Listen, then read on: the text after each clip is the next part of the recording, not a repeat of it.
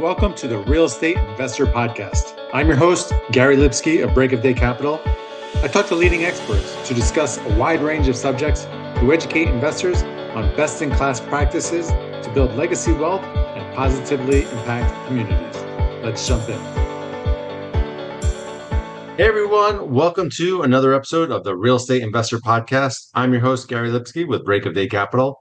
Be sure to join our Facebook group, Asset Management Mastery, where we have a great community of thousands of like-minded individuals sharing resources and best practices. Most investors rely on gut feelings, shiny brochures, or hype, and that's exactly how people miss red flags and lose money. At Break of Day Capital, we do things differently. We help investors make smarter decisions before the deal ever hits your inbox.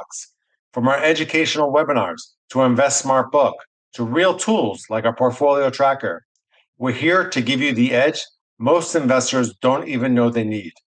If you've been valuing our podcast and want to take the next step, subscribe to our newsletter.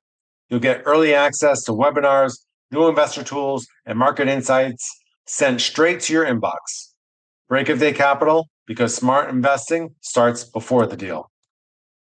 Financial advisor Bromley Palamountain of Northwestern Mutual empowers people to make their financial dreams a reality through purpose, clarity, and design. Be sure to check out his links in the show notes. Today on the podcast, we have Kevin Brenner. Kevin is a trailblazer at the intersection of real estate and AI, transforming complex challenges into seamless revenue-driving solutions. Kevin hosts the #1 military real estate investing podcast and is revolutionizing sales funnels with conversational AI. Thanks for joining us, Kevin. Can you start by telling the listeners a little bit more about yourself and what you do? Yeah, thanks, Gary. Thanks for having me. Well, quick correction. I hosted that podcast, no longer hosting it, but had a blast doing it. We recorded, I don't know, over 400 episodes, talked to some really big names and Cardone and Kiyosaki and Brandon Turner and just some really cool investors. Ryan Serhant, that was cool. Just talking to folks like that. It's just a really good experience. But yeah, man, now, fast forward from that and I've just completely, I'm all in on AI and everything that I do, and came up kind of with we'll talk about it later, but essentially I'm helping real estate investors optimize their front end sales funnels with AI. So I know you know this, and we've talked pre-show and everything like this. AI is revolutionizing the world. If you think that you are going to run your business without AI, someone is going to be taking your market share. Yeah, 100%. We're like, as a company, it's pretty awesome to see everyone really starting to take hold of it and adding more uses every single day. And everyone's gotten on the bandwagon. It took a little bit for us to get there, but it's really cool to see and really excited to see where we're going to go with it. First off, though, I want to thank you for your service. How have you translated your military skills to your business success? Yeah, that's a great question. So I served just about 10 years active duty, about 9.5 years active duty. I was a meteorologist, believe it or not.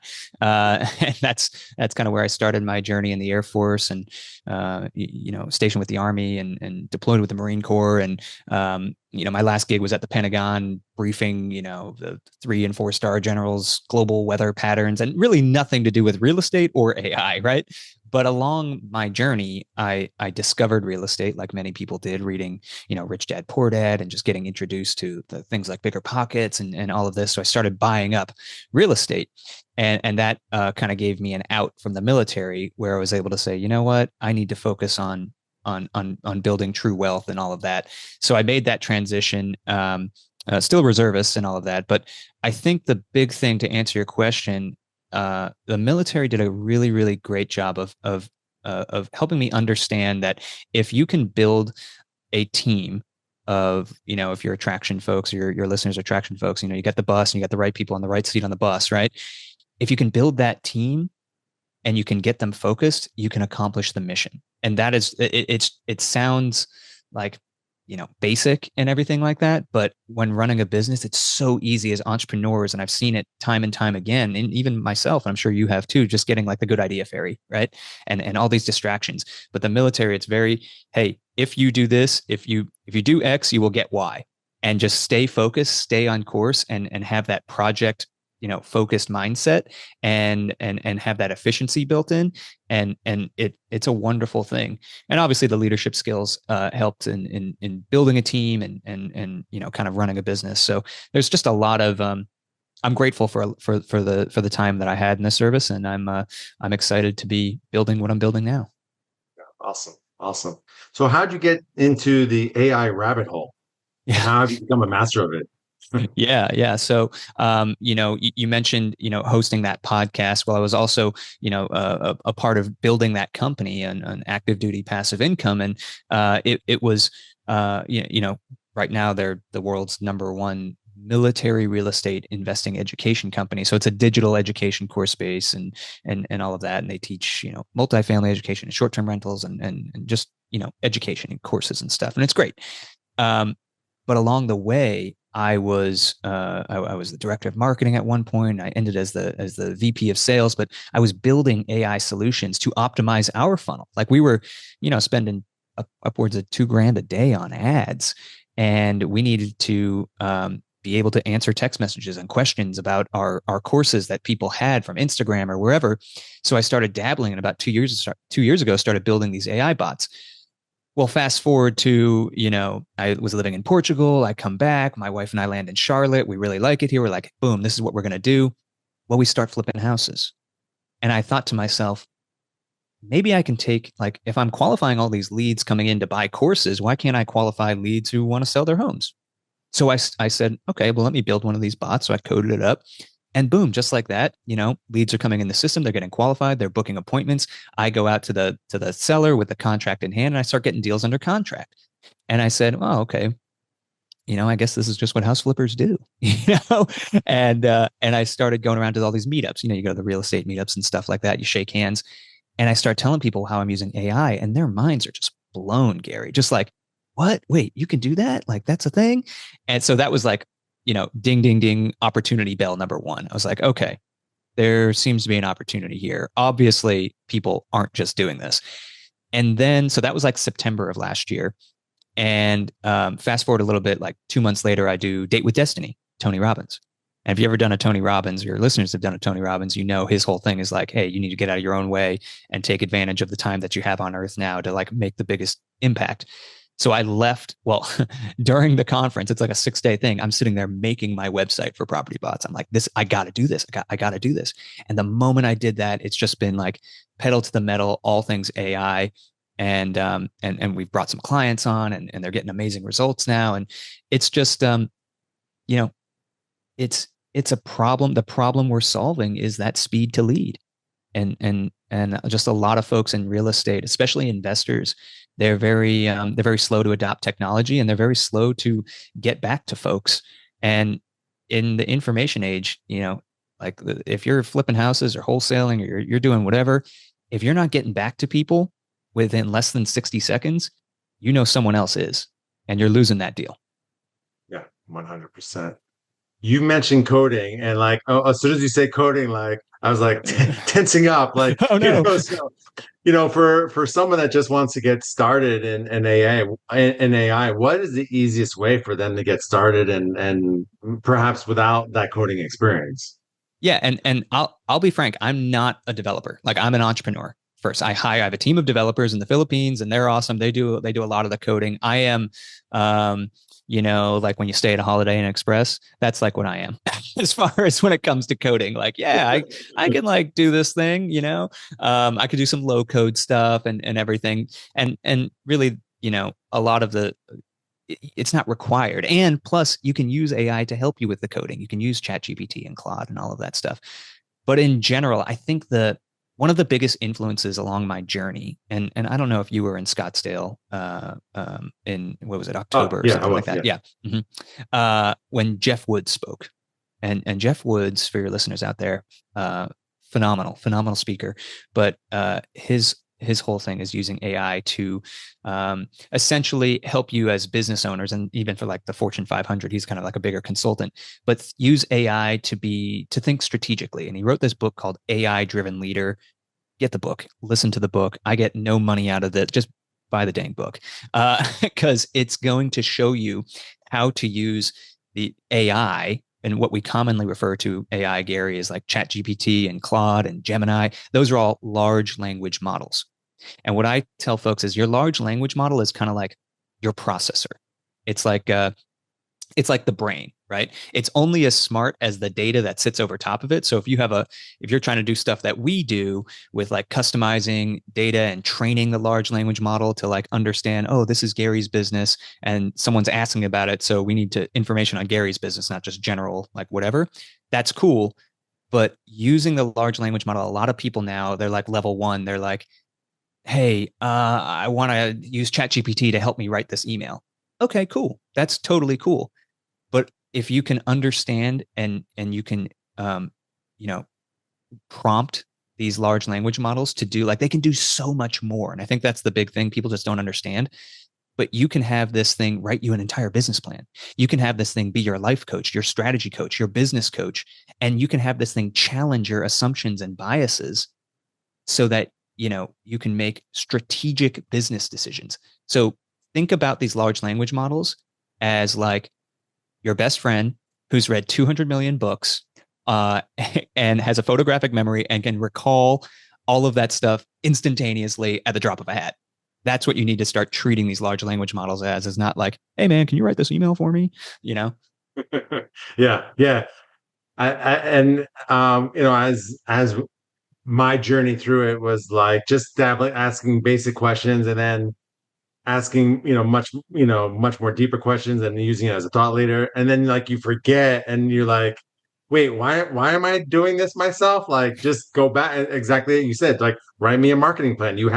I've uploaded my 2 best-selling books on there and my website, and it's got all that information. Like, generate content for me. And it's been super helpful. And I'm still like constantly trying to train myself to like just go to that first versus like thinking I have to do it. Now, Mm-hmm. certainly I'm going to check what it does and whatnot, but it's usually like pretty good. And then we just tweak from there, or, keep iterating back and forth. Yeah, yeah, 100%. The more that you kind of create these complex prompts, and they're not even that complex, and I'll share to your listeners right now, like the 5 elements of a prompt that are really, really helpful. Number one, you need to tell it a task. So when you're in ChatGPT, what I want you to do is go like hashtag space, all caps, task, and then enter, and then write exactly what you want to do. Like this, you have to tell it exactly what you want it to do. Otherwise, it's just going to make some assumptions for you.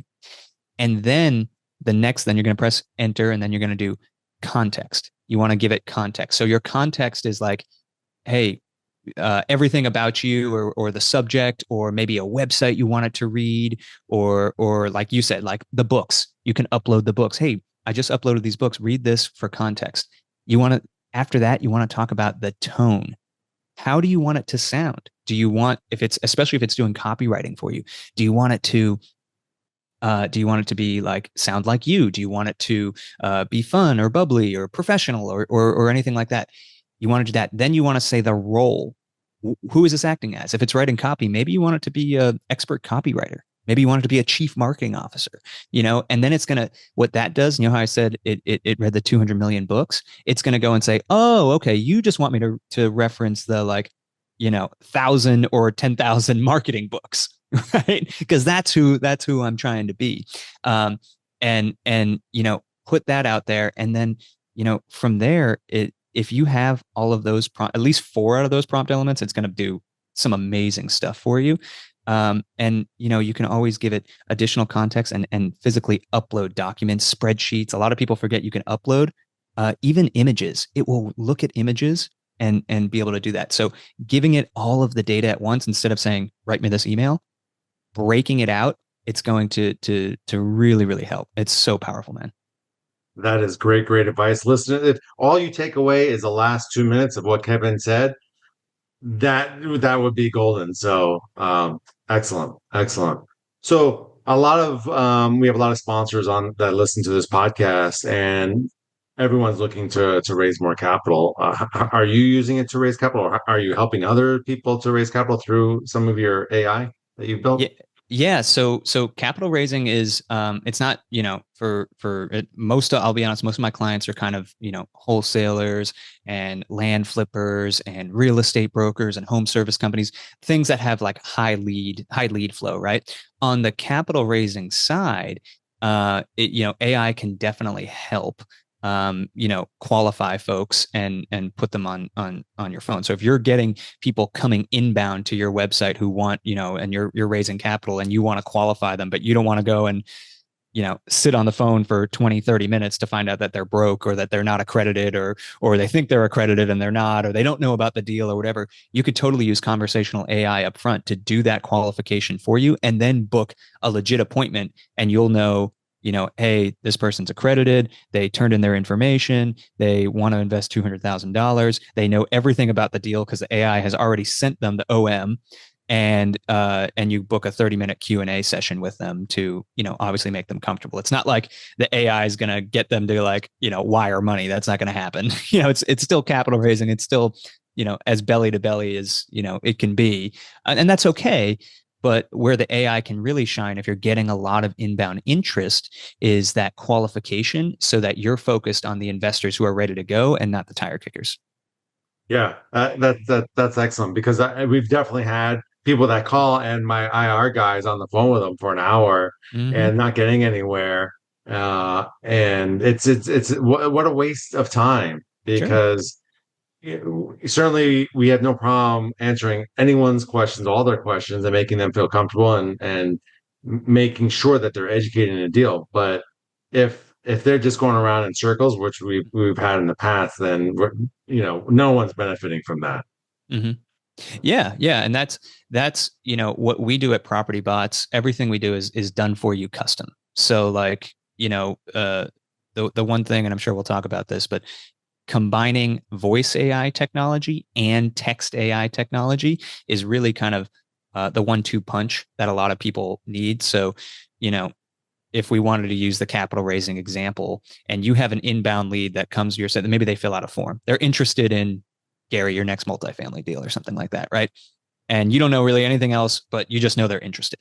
And they give their phone number or whatever, they opt in, they check the box, they want to be contacted. Boom, they get a call like instantaneously. It's voice AI. It's very professional. It's very human. Like, hey, my name's Hannah. I'm Gary's AI assistant, and I saw you were interested in investing in this next deal. Is it okay if I ask you a couple questions? And they'll answer the questions, and then from there, it will go and dynamically book them on your IR guy and your investor relations guy's calendar and say, "Hey, yeah," assuming they're qualified. If they're not qualified, it'll say, "You know what, this deal isn't right for you right now, but just keep your, stay on our email list. Something might come through." But it does all of that for you up front. So then when your IR guy looks at his calendar every morning, he's like, oh, okay, I have legit calls. Here's the summary of the conversation that was had. So I know everything, to answer their questions. They've been sent the OM already, and they're ready to rock. That's the power of kind of doing this. Oh, that's awesome. That's awesome. Anything else that you're doing for real estate in the AI realm that we haven't talked about yet? Yeah, man. I mean, the application of artificial intelligence is not just a time saver anymore. I think that's it is obviously, but what we're really talking about is we're doing something that's going to drive revenue in your business. And that's the difference between like what we're doing at Property Bots, and I'll be honest, we kind of have like first mover advantage in this space. There's a lot of people that there's a lot of people out there that are like, hey, I'll build a voice AI thing for you, or I'll build a text AI thing for you, or I'll do whatever. But we have gone inch wide, mile deep in real estate because that's what I know and that's what I'm comfortable with. And that's really who I want to help. So I think when it comes down to your listeners, as you get more comfortable with artificial intelligence and the use cases of it, think about not only how can this save time. Obviously, time is our greatest commodity in life. Like you get that, I get that, everyone listening to this gets that. But think about how can this artificial intelligence, how can this technology physically put money in my pocket or put money to my bottom line? And the results that we're getting with our clients right now are fantastic. Whether it's reactivating leads that have been in the system for a while, maybe you have, and going back to the case, Gary, of capital raising, like obviously not every deal is good for everyone, but they're still in your list. Right. Imagine having AI do automatic follow-up and sending a message out, a conversational message like, hey, it's Hannah from Break of Day Capital. I saw you were interested in this deal a while ago. We got a new deal. Here's a link to the OM. Let me know if you're interested. Boom, they text back, and then AI does the rest, qualifies them, books an appointment on your investor relations guy. And if they don't text, or if they text back and then they kind of ghost you for a while, it puts them into a 14-point touch point follow-up series. So they're constantly getting follow-up, automating that follow-up with dynamic conversation, not just like those automatic text messages that no one responds to. That's really where the power is. And we're seeing a lot of people actually, create deals, like get contracts for wholesalers specifically, get contracts out of the leads they've already paid for that's in their system. And that's great, because really what we're talking about is we're making your marketing efforts, which are important, much more efficient. Right. Yeah. Awesome. So one last question. How does one prepare for the AI-driven workforce for tomorrow? Because there's just so much unknown, Mm-hmm. and I think people are cautious and just don't know how to navigate it. So I'm curious what your thoughts are on that. Yeah, no, I love this question, man. So for us, our job is to get into your business and find the inefficiencies and insert AI to make it more efficient, right? And help you make money. And what I'm seeing when we go and integrate these systems into folks, these these owners, they start looking around at their people and they're like, hey, this thing's doing a lot better than you're doing. Why do I have you on the team? Now, a lot of folks out there are like, AI is going to take my job. It's going to do all of this stuff. And I love these people. And that's totally your prerogative. Like, you can keep them. What I recommend folks do is, as they integrate AI or a system like ours into their business operations, don't get rid of your people. Take your best people. And now if you have some slack to cut the slack. That's just being a good business owner, an operator, right? But take your people and teach them how to manage the AI and look at these conversations. Because if your people aren't already using AI, this will kind of give them a warm introduction to be like, oh, this is what it can do. And let me manage these conversations. And it's going to make, instead of that, investor relations guy who, yeah, I might be able to make 20, 30, 40 phone calls a day.